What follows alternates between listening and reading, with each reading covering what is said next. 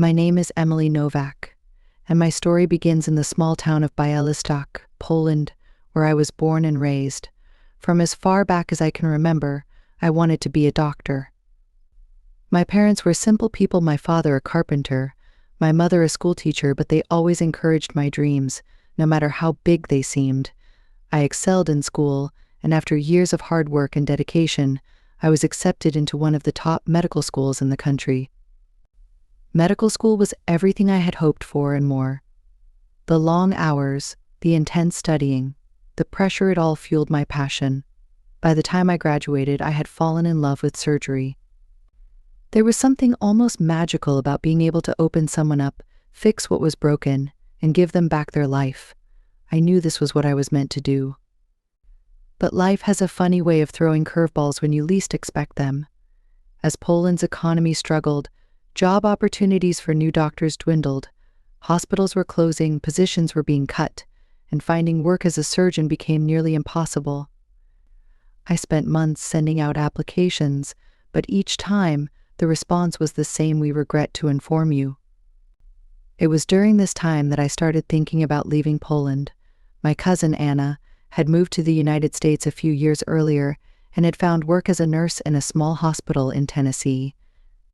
She told me there was a high demand for medical professionals in America and that I should consider moving there. The idea of starting over in a new country was daunting, but the thought of giving up on my dream was even more terrifying. With my family's support, I made the difficult decision to leave everything behind and move to the United States. I arrived in Glenwood, Tennessee, with high hopes and a heart full of determination. Anna had arranged for me to stay with her while I got settled, and within weeks, I began the process of having my medical qualifications recognized in the U.S. But things didn't go as planned. Despite my credentials and years of experience, I was met with resistance at every turn. The language barrier made it difficult to communicate effectively, and my polished medical degree didn't carry the same weight as an American one. I applied for residency programs, internships, anything that would allow me to work in the field I loved, but I was turned down repeatedly. After months of searching, I finally landed a job at St. Mary's Hospital in Glenwood, but it wasn't the job I had dreamed of. Instead of scrubbing in on surgeries, I found myself scrubbing floors as a janitor. It was a humiliating fall from grace, going from a respected surgeon to cleaning up after others. But I needed the job, and I told myself that at least I was close to the medical field. Maybe, just maybe, someone would see my potential. Each day I walked the sterile halls of St. Mary's, cleaning rooms and emptying trash cans, all while listening to the doctors discuss cases I knew I could handle. The worst part was when they performed surgeries. I would stand outside the operating rooms, watching through the small windows as they operated, my heart aching with longing. I knew I could be in there, saving lives, if only someone would give me a chance. But as the weeks turned into months, that chance never came.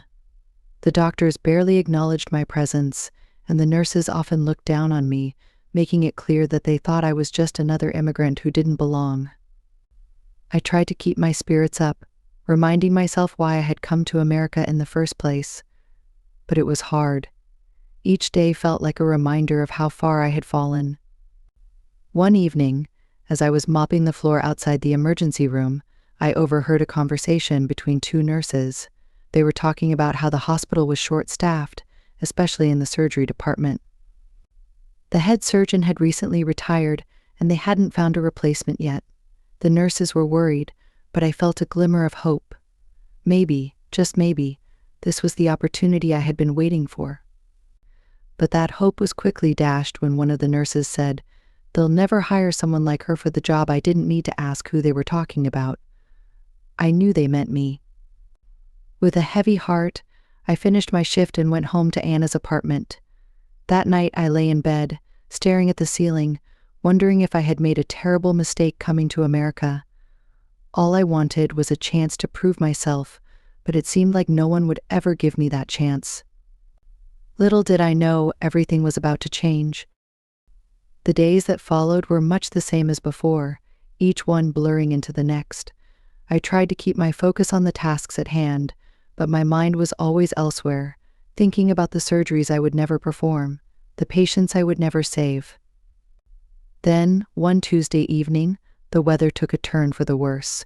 The day had started off warm and sunny, but by the time night fell, the sky was a churning mass of dark clouds. The wind howled through the trees, and the rain pounded down in sheets, making it almost impossible to see beyond a few feet. The hospital's usual steady stream of patients had slowed to a trickle, and the few of us working the late shift were hoping for a quiet night. I was mopping the floor in one of the empty corridors when the power flickered. The lights dimmed for a moment before the emergency generators kicked in, bathing everything in a harsh, artificial glow. The wind outside rattled the windows, and I shivered, pulling my thin scrub jacket tighter around me. Suddenly, the calm was shattered by the loud clanging of the ER doors slamming open. Startled, I looked up to see a man burst through, drenched from head to toe, clutching a small, limp body in his arms. He was shouting, but his words were lost in the chaos as the few nurses on duty rushed to meet him. I quickly set my mop aside and hurried down the hall, my heart racing. As I got closer, I could see the man more clearly. He was tall, with dark hair plastered to his forehead, and his eyes were wild with fear. The little girl in his arms couldn't have been more than 8 or 9 years old. Her face was pale, and her chest barely moved with each shallow breath.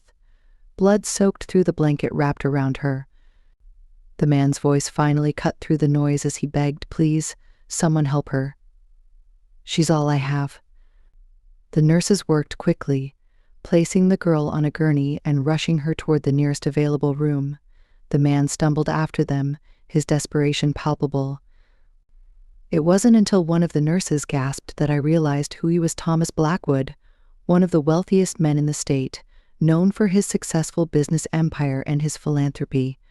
But right now he wasn't a billionaire, he was just a father terrified of losing his daughter. The nurses exchanged anxious glances as they checked the girl's vitals and assessed her injuries. One of them turned to the intercom and urgently paged the on-call surgeon, but I could hear the frustration in her voice when there was no immediate response. The storm had caused massive delays all over town, and it was clear that the surgeon wasn't going to make it in time. The little girl, Lily, was deteriorating fast. I could see the panic in the nurses' eyes as they tried to stabilize her, but it was obvious that she needed surgery now. Without it, she wouldn't make it through the night. I felt a cold dread settle in the pit of my stomach as I realized what was happening. They didn't have a surgeon, and they were running out of options. A voice inside me screamed that this was my moment. I knew I could help her, I knew it as surely as I knew my own name, but how could I convince them to let me, a janitor, operate on the daughter of one of the most powerful men in the country? My mind raced as I watched the nurses struggle, and I realized that if I didn't speak up now, Lily would die. Taking a deep breath, I stepped forward, my heart pounding so hard I thought it might burst. "I can help," I said, my voice trembling. The nurses looked at me in confusion, and one of them, a tall woman named Susan, frowned. "Emily, this is not the time. We need a surgeon." "I am a surgeon," I said more firmly, meeting her gaze. "I was a surgeon in Poland. I can do this." Susan hesitated, glancing between me and the other nurses. I could see the doubt in their eyes, the skepticism. But before anyone could say anything, Mr. Blackwood's voice cut through the tension. "What did you say?" he asked, turning to face me. His eyes were bloodshot, his face pale with fear and exhaustion. "I'm a surgeon," I repeated, stepping closer. "I can save your daughter." For a moment, everything seemed to freeze. The nurses, the beeping machines, the howling wind outside, it all faded into the background as Mr. Blackwood stared at me.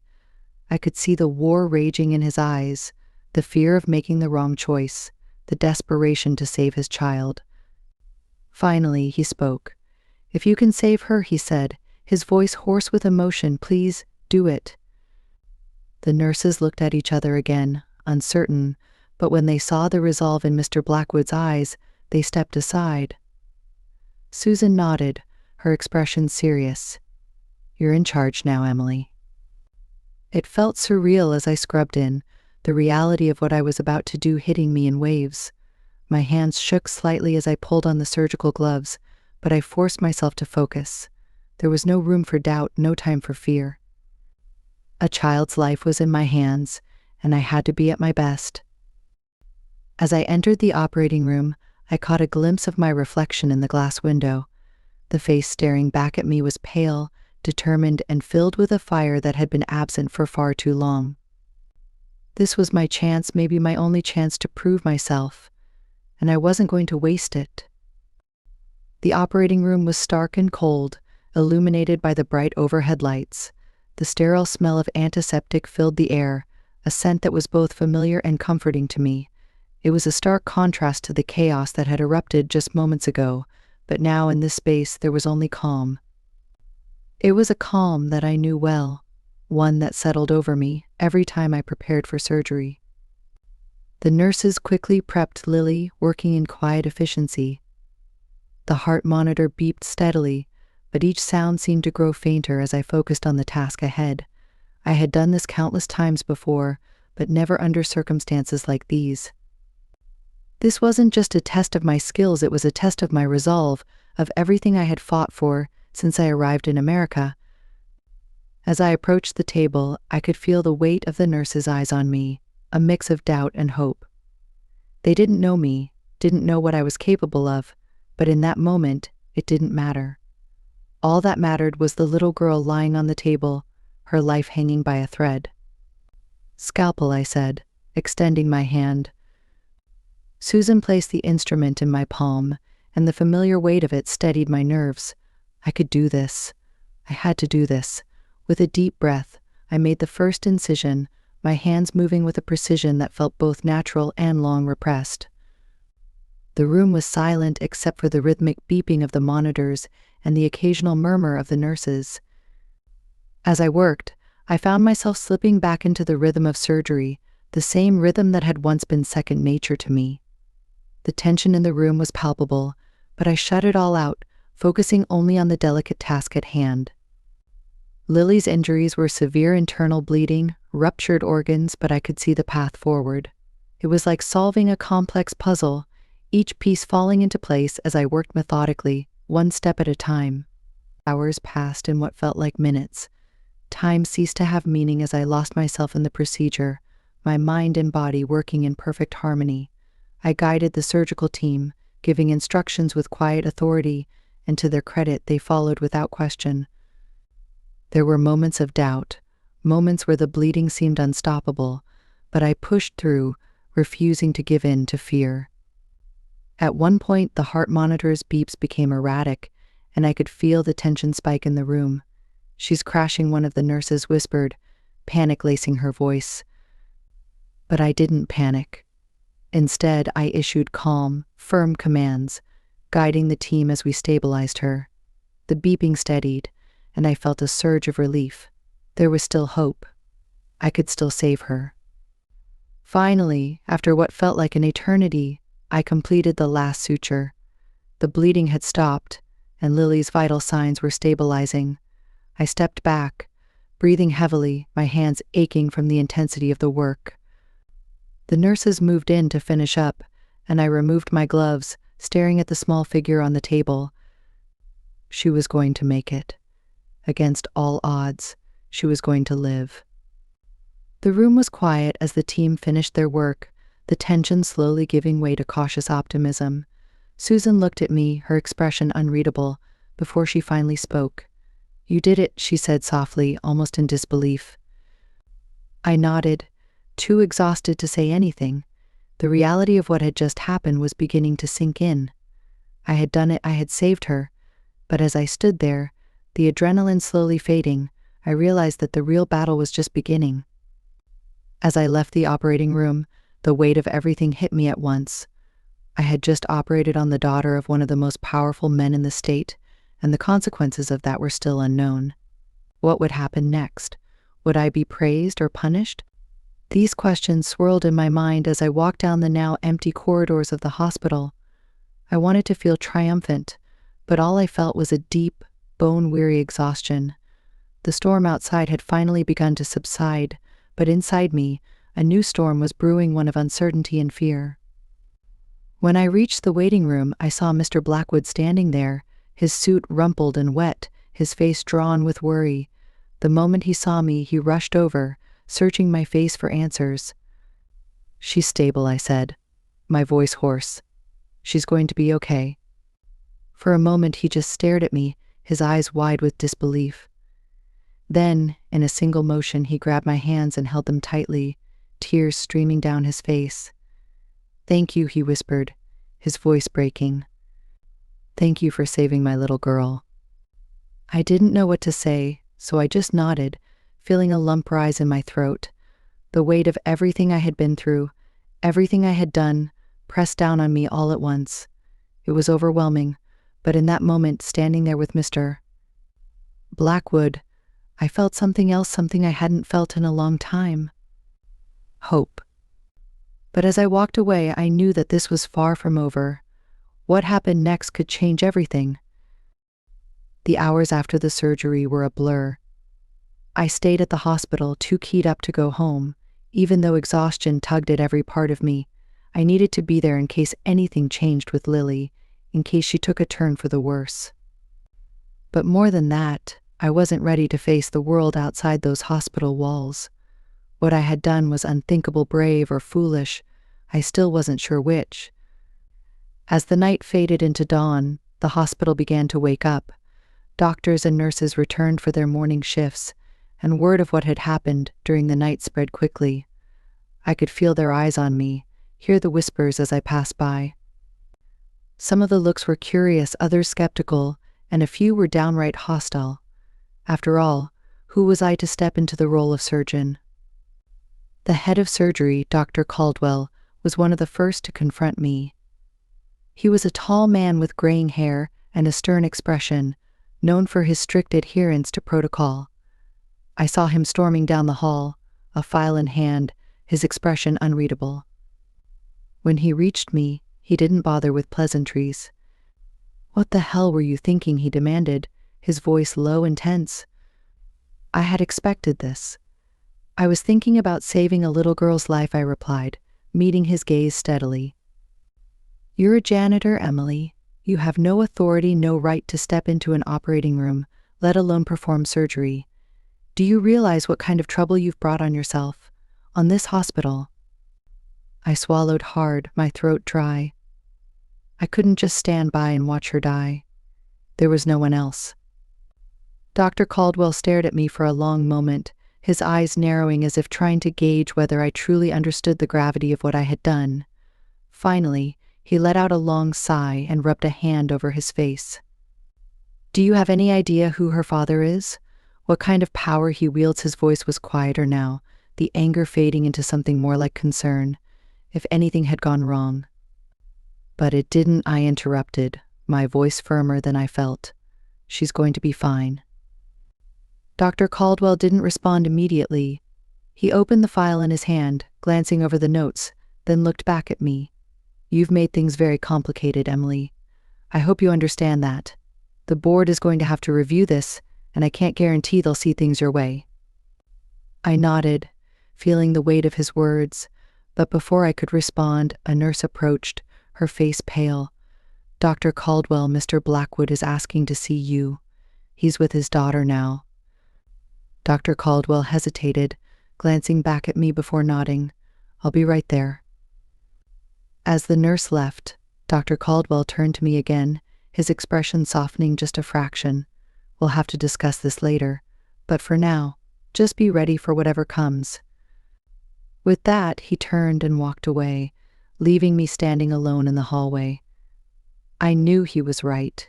The situation was complicated, and there was no telling how the hospital administration or even Mr. Blackwood would react now that the immediate crisis had passed. The fear of losing everything, my job, my chance at redemption, gnawed at me, but there was nothing I could do except wait. A few hours later, as I sat in the staff lounge, sipping a cup of coffee that had long since gone cold, Susan walked in. She looked tired, but there was something different in her expression, something almost like respect. "How's Lily?" I asked, my voice barely above a whisper. "She's stable," Susan replied, sitting down across from me. "Dr. Caldwell says her condition is improving. They're optimistic she'll make a full recovery." I closed my eyes for a moment, relief washing over me. "That's good. That's really good." Susan nodded, then leaned forward, lowering her voice. "Emily, I don't think you understand what you did last night. You saved that girl's life, and you might have just saved your own career, too."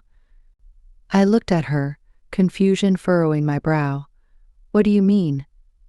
She glanced around to make sure no one else was listening, then continued. "Mr. Blackwood, he's not just any billionaire. He's on the board of this hospital. And I heard that he's already spoken to Dr. Caldwell and the administration. He's demanding they recognize your qualifications and allow you to practice medicine here." The words hung in the air, almost too surreal to believe. "What? But how?" Susan smiled slightly, though it was tinged with disbelief. "He told them what you did, how you saved his daughter when no one else could. He said he won't stand for any talk of punishment or dismissal. In fact, he's insisting that they expedite whatever process is needed to validate your credentials. It's not official yet, but, Emily, this could be your chance." I stared at her, trying to process what she was saying. After all the rejection, the humiliation, and the hopelessness, was this really happening? Could one desperate act really change everything? But as I sat there, the reality of it started to sink in. Mr. Blackwood was a man of influence, and if he was backing me, then maybe, just maybe, my dream wasn't over. "Thank you, Susan," I said quietly, my voice thick with emotion. "I don't know what to say." "You don't have to say anything," she replied, standing up and giving me a reassuring pat on the shoulder. "Just be ready for what comes next." As she left the room, I felt a mix of emotions: relief, hope, and a lingering fear of what the future might hold. But above all, there was a renewed sense of determination. This was my chance, my moment to finally prove that I was more than just a janitor, more than just an immigrant struggling to find her place. But I knew that with this opportunity came new challenges, and not everyone would be pleased with the sudden turn of events. There were still battles to be fought, and I would have to navigate them carefully. Still, as I looked out the window at the first rays of sunlight breaking through the clouds, I allowed myself a small smile. For the first time in a long time, I felt like my life was moving forward again. And I was ready to face whatever came next. The days following Lily's surgery were a whirlwind of meetings, paperwork, and tense conversations. The hospital administration moved quickly to address the situation, undoubtedly pressured by Mr. Blackwood's influence. I was summoned to a formal review with the board, a room filled with stern faces and probing questions. I was nervous, but I had prepared myself as best I could. The stakes were incredibly high, and I knew this was my one chance to make them understand who I truly was: not just a janitor who had overstepped her bounds, but a qualified surgeon who had been forced into an impossible situation. Mr. Blackwood himself attended the meeting, seated at the end of the long table, his presence a silent but powerful endorsement. As I spoke, I could feel his eyes on me, measuring every word. The board members listened in silence, their expressions carefully neutral. When I finished explaining the events of that night, I felt a tense silence settle over the room. The chair of the board, a sharp-eyed woman named Dr. Miller, leaned forward, her hands folded in front of her.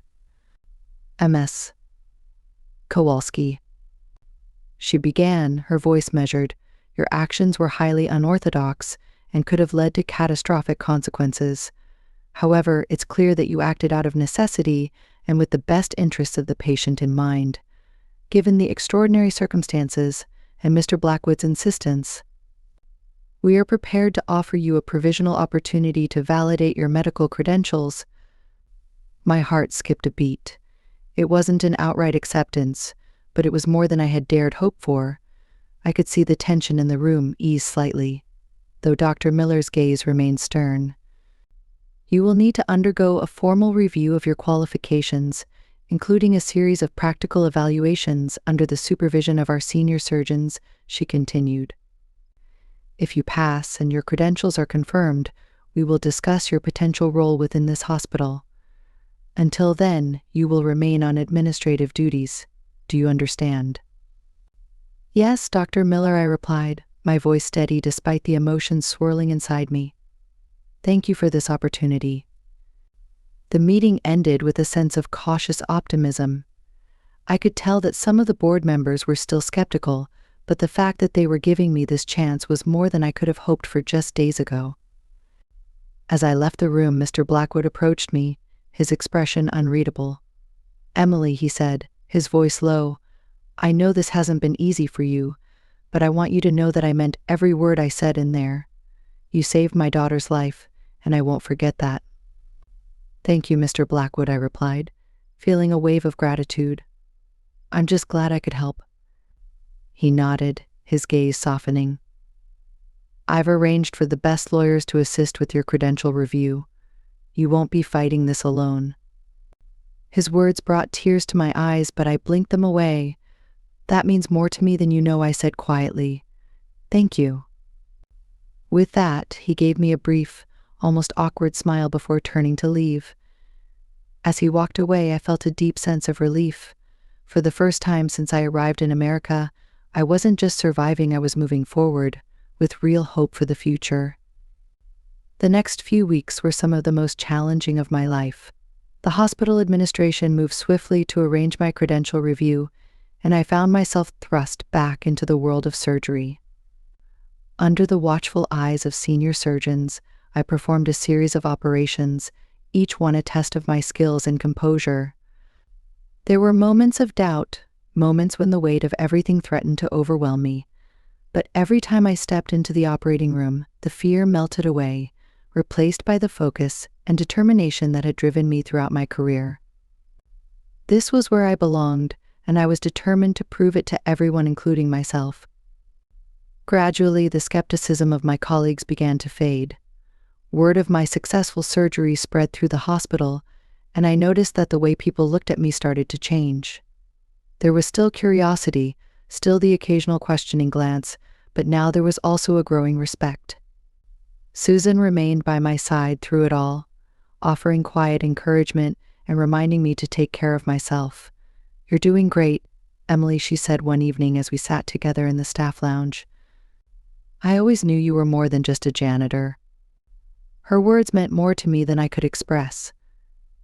In her own way, Susan had become one of my first real friends in this country, and I knew that without her support, this journey would have been much harder. Finally, after weeks of rigorous evaluations, the day came for the final review. I was called back before the hospital board, my heart pounding in my chest as I stood before them. The room was filled with the same stern faces, but this time there was something different in the air, a sense of anticipation, of resolution. Dr. Miller spoke first, her voice calm and authoritative. Ms. Kowalski, we have reviewed your credentials and observed your performance over the past few weeks. The board has reached a decision. I held my breath, my hands clenched at my sides. We are pleased to inform you that your qualifications have been validated, and we will be offering you a position as a surgical resident, with the possibility of full certification pending your continued performance. The words hit me like a wave, and for a moment I couldn't speak. This was my chance to finally rebuild the career I had lost, to prove that I was more than just a woman mopping floors. Tears welled up in my eyes, and I barely managed to choke out a thank you. The room erupted in a smattering of polite applause, and as I looked around, I saw that even the skeptics had softened. The battle wasn't over, there were still hurdles to overcome, still a long road ahead, but I had won the first and most important victory. As I left the meeting, the weight that had been pressing down on me for so long finally began to lift. I walked through the hospital with a new sense of purpose, a new sense of belonging. This place, this country, it could be home, after all.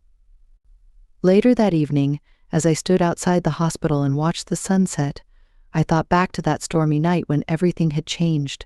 It had been terrifying and chaotic, filled with uncertainty and risk. But in the end, it had brought me to this moment, this new beginning.